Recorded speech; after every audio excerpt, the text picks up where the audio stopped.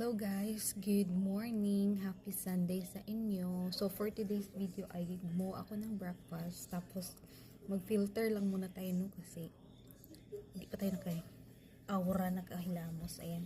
So meron akong French toast dito at saka ang ilalagay ko is itong avocado. So nilagyan ko lang siya ng konting condense kasi hindi pa ako sanay nung lagyan mo ng salt kasi dito hindi ginagawang dessert ito. Nilalagyan nila sa pagkain lang. Salad o kung mga anong pagkain pero hindi nilalagyan ng sweetener itong avocado. Salt at saka pepper lang yung nilalagay nila dito. Pero ako, naglagay ako ng konting condense. Ito, super French toast na siya. Natusta na yung tinapay pero masarap to guys. Happy eating guys. Maharap. Healthy muna daw ko no.